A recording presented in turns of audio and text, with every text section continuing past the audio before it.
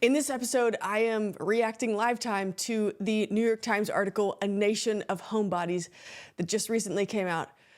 Buckle up, I have no clue where I'm gonna land on this.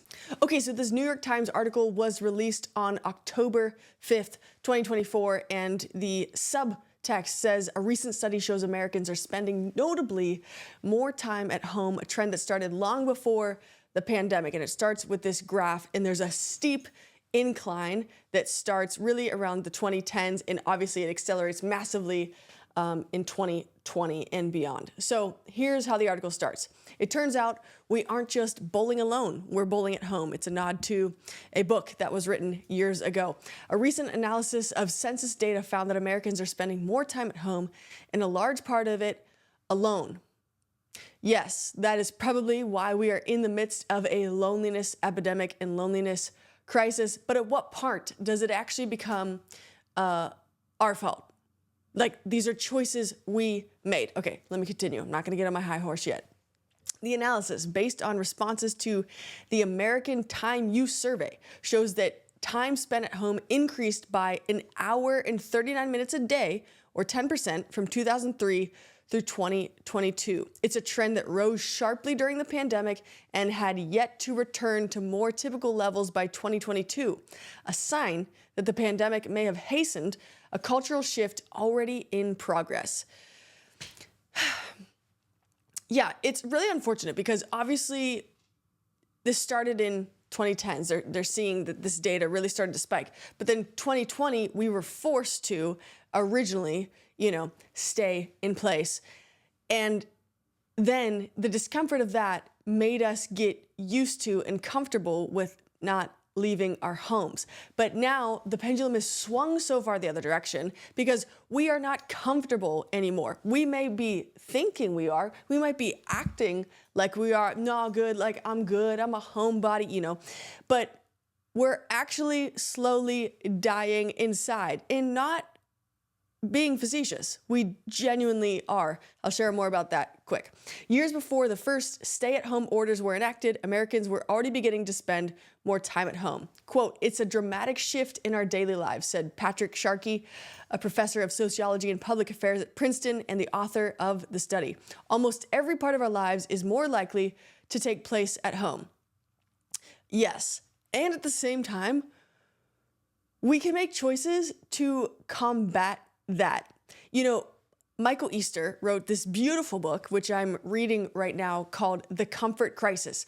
And it really is bringing to the forefront that we are in a crisis because we are just pursuing comfort at every possible turn in our lives. We don't have to leave our house. We don't really even have to leave the couch if we want to so much as change the thermostat in our house. We don't need to move our feet at all anymore. And this is obviously having a ton of horrible impacts on us because we are so lonely. 60% of Americans self-identify as lonely. So if you're watching this and you're like, yeah, I'm lonely. Well, you're actually in the majority, but we can change this. Okay, let's go on. The rise in working at home during the pandemic has been a big chunk of that, taking up 29% of all work activity in 2022. But even before then, from 2003 to 2019, the share of work time at home had crept up to 17% from 13%. Other activities followed a similar track, a gradual rise over the years followed by a spike during the pandemic that was still felt sharply in the first 2 months of 2022. As of 22, time that Americans had once spent outside the home participating in activities like education, eating, and drinking had to some extent moved inside the home. The largest shift occurred with religious activities. 59% occurred at home in 2022, up from 24% in 2003. Okay, so I have some thoughts on this because faith is something that's important to me in my life.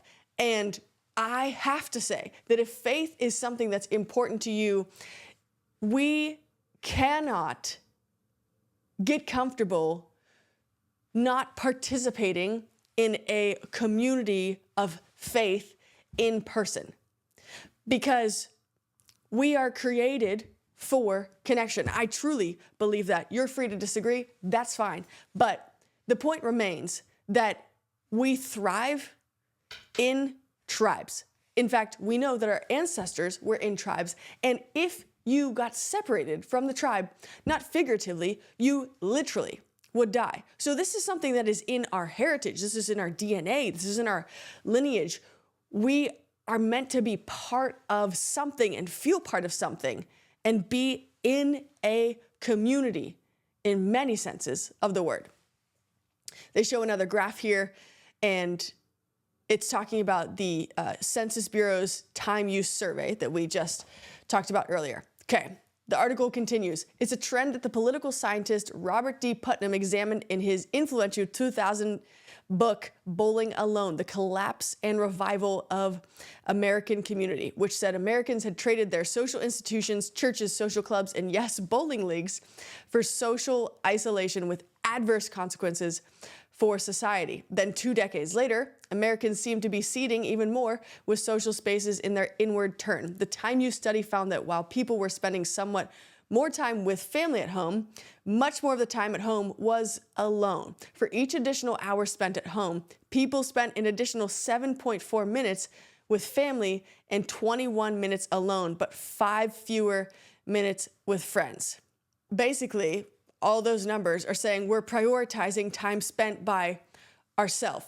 And it's actually to our own detriment, because so many of us are entertaining ourselves by ourselves, staring at this lifeless phone. And don't even get me started on AI becoming infused to it. Some of us are so afraid to actually take the risk of creating a connection with another human being that we would rather outsource that to a lifeless robot. Are we serious? You're worth more than that. If you are watching this right now and you're in that situation, I just want to let you know you're worth more than that, and you are worth building incredible friendships too.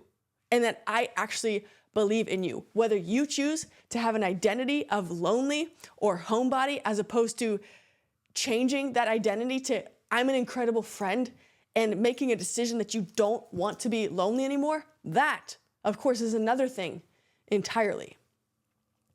Those ages 15 to 34 have had the greatest increase in time at home, spending roughly 2 more hours there on a typical day in 2022 compared with 2003.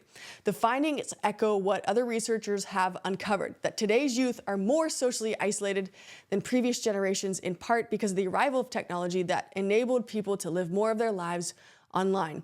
A 2020 study published in the Journal of Adolescent Health found increases in loneliness among young people during the pandemic, and a 2021 study of questionnaires of young people found that loneliness had been rising over the last 4 decades. Now, here's the part, if you haven't heard this, this is going to be fascinating for you. Last year, the Surgeon General, Vivek Murthy, released a health advisory on the rise of loneliness in social isolation, describing it as an epidemic with grave health consequences. The actual direct quote from it said that loneliness on our body is as harmful as smoking 15 cigarettes a day. Loneliness increases the risk of cardiovascular disease, stroke, and depression, and it raises the chances of premature death. What are we even talking about right now? In fact, Harvard did the longest study ever. It was an 85-year study to discover what actually helps someone live a long and happy life. You want to know what the result of the study was? It wasn't how much you worked out, though that's important. It wasn't what food you ate, though that was important. The most important thing that predicts how long you'll live and how happy of a life you'll live is the quality and depth of your friendships and your relationships in your life. The article goes on. We're a social species, and loneliness is often felt as a deep pain and has very stark health implications, says Ashton Verderi, a professor of sociology, demography, and social data analytics at Penn State. Both for individuals and for society, it's bad. A 2022 study of data from the Netherlands found that loneliness was a predictor of a person's sense of interpersonal connectedness and trust. Okay, check this out, right? It becomes a self-fulfilling prophecy when we're like, I don't trust people. The moment that we start believing an assumption or believing a lie that nobody can be trusted, then our whole being starts to make that a reality. You become less trustworthy because you're so skittish and apprehensive, thinking that you're going to get burned because you've lived in that fear because maybe someone did that before to you. So we don't trust people, and therefore because we don't think we can trust people, we end up not actually trusting people, and then people don't end up trusting us. Do we see how this is such a bad cycle that we can so easily fall into? And an interpersonal connectedness. I mean, how dangerous is it when we are telling ourselves lies, limiting beliefs, assumptions, and not getting them fact-checked? Like, we're just out here free roaming on things that aren't true. And that's actually destroying us. Like, these kind of interpersonal connectedness, the beliefs that you could have around this are, I don't need friends, nobody likes me, you know, whereas we don't take the time or believe we're worth enough to actually test that assumption and ask ourselves, is that true? And I think that is really important, because if we don't have anybody else tangibly putting data and inputs into our brain and telling us how they receive us, how they think about us, and we're just listening to our own mind, oh my God, we're literally going insane. And it becomes a self-fulfilling prophecy. We become lonely because we don't think people can be trusted, and we don't feel like we can connect. And then because you don't feel like that, you end up not doing it, and then you end up becoming it. We have to do better, and we're worth doing better than this. I definitely need to give a huge shout out to today's sponsor, PartyQs, which is the #1 questions app for conversation starters. Listen, I love PartyQs. It is my go-to conversation tool whenever I'm on the road, with friends, with family, you name it. PartyQs is the social wingman we all need. Why? Because in this free app, there is over 2,000 questions at the ready, which you can use in order to start a meaningful conversation and deepen any relationship and connection. You can actually download it right now for free by checking it out on the App Store or Google Play. And also, they have a web browser version as well. So if you're trying to do this at work with some coworkers, this could be the perfect setup to get to know your tribe a little bit better. So head to partyqs.com right now, or search PartyQs in the App Store or Google Play. Being alone is not the same thing as being lonely. Yes, I understand that completely and can completely relate if you're saying, listen, I'm not lonely, I'm just alone. That's great, but you can't be alone forever, because if you're alone forever, then you will, in fact, become lonely. People can feel lonely in social settings or be perfectly content at home with a book. The rise in work from home culture has made it easier to juggle work and family, particularly for women, and the pandemic gave people permission to avoid unfulfilling social obligations. Yikes. And you know what's happened because of that? We've become people who, when you say something, it doesn't actually mean you're going to follow through. How rare is it to find someone who actually does what they say they're going to do? Someone whose yes means yes and whose no means no. Not someone who says, like, yes, I'll meet you there, and arrives 24 minutes late, if they even arrive at all. We have to embody and become the type of friends that we're actually looking for, right? That's where all of this starts. Desire to stay at home or not. We can't find friends if we're going to be homebodies, because guess what? You don't want a friend that's a homebody because you'll never see them. That friendship won't last. It won't be sustained. Yes, there are very small amount of caveats to this, but for the majority of us, we have to be willing to take risks all the way around. While loneliness isn't the same as being alone, time spent at home in the US has been rising in parallel with social isolation and loneliness. We're not trading dining at a restaurant for hosting people for dinner. We're actually simply eating more at home alone. And I think this is a shame, right? Because it's expensive to go out, and we don't even think about inviting people into our homes anymore. It's like we have this crazy thought process of like, oh, people don't want to come over. Oh, my house is messy, or oh, that's uncomfortable. Sure, it might be all of those things. And so what? Your well-being is absolutely worth that. Niobe Way, a professor of developmental psychology at NYU, sees the rise in social isolation as an outcome of a culture that has become increasingly individualistic in the past 40 years. I mean, for sure. And arguments she laid out in her book, Rebels with a Cause, which examined challenges boys face. If you live in a culture that doesn't value connection, and I mean meaningful connection, said Dr. Way, there's less incentive to see others. What is the point of leaving the house is the question that we're all faced with asking ourselves. Okay, I'm just going for this one. If you've asked that question, what's the point of even leaving? What's the point of even leaving?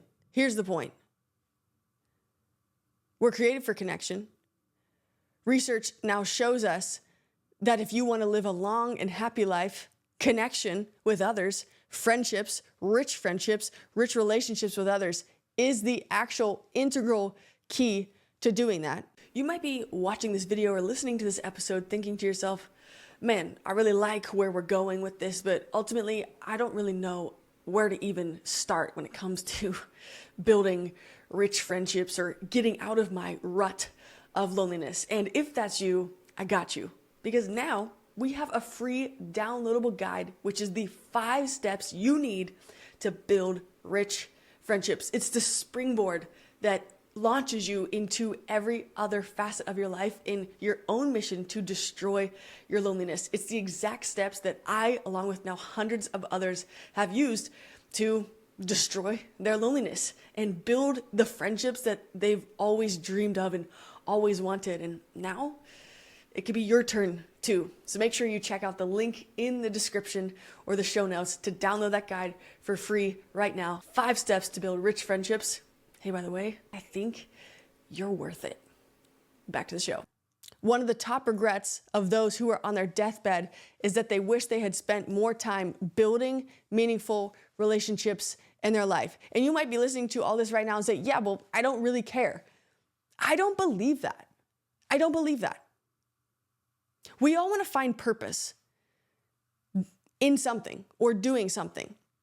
And one of the best ways to find a purpose is actually by doing life with others and feeling like you're part of something bigger than yourself, or feeling like you're walking with somebody through something in life. You know, they actually did this really fascinating study at Stanford a couple years ago, and it was on rejection. And it was a study on people's perceived likelihood of how often others would reject them. And to be honest, I think rejection actually is one of the underlying tones of this whole homebody situation that's happening, right? Because if we don't want to leave the home, that's because it'd be uncomfortable. And it's uncomfortable because we might get rejected or we might feel some type of negative emotion. And what's the point? What's the risk? Why risk that cost, you know?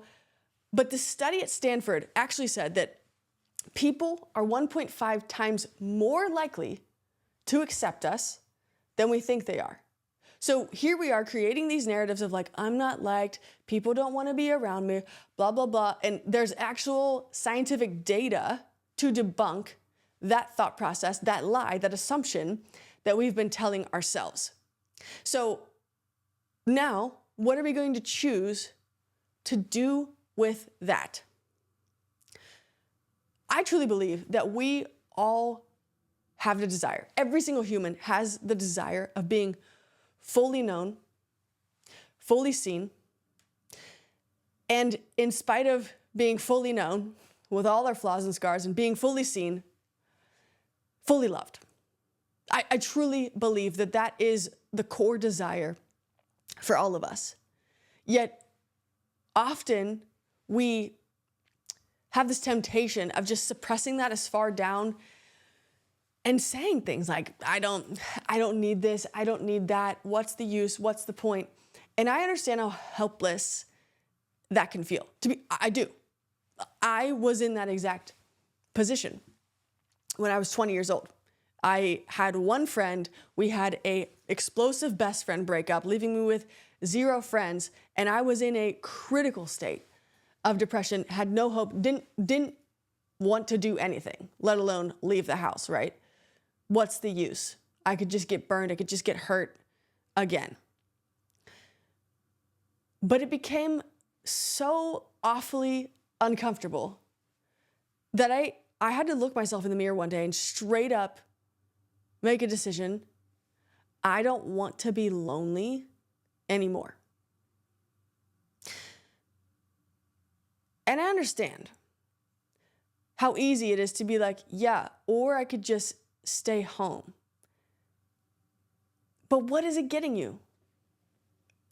And who told you that that is going to create a life that you look back on and love the idea of and have no regrets about? Meanwhile, if we actually take the time to build friendships and build connection with others, the only time that we partially regret it is when a friendship ends, right?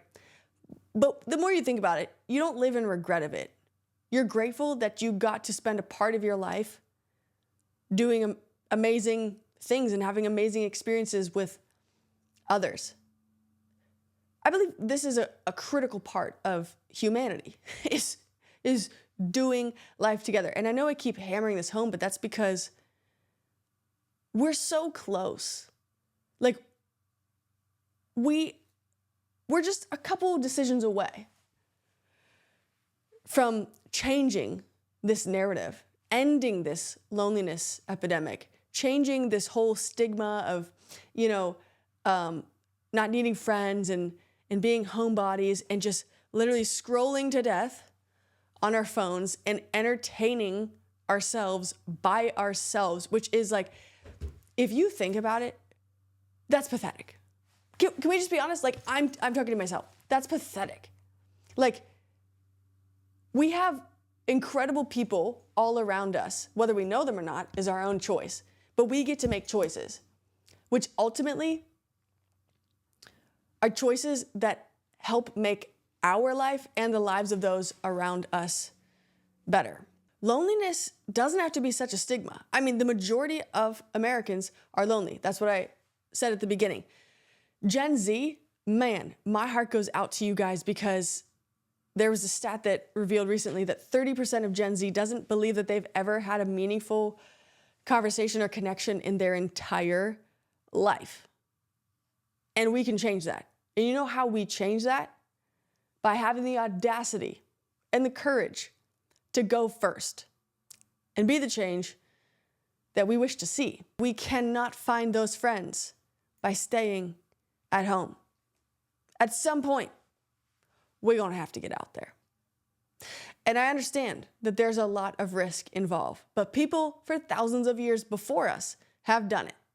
And you know what? We're still capable of it. And we can't live in fear. We can't. We can't live in fear of rejection, of the risk, of the dangers.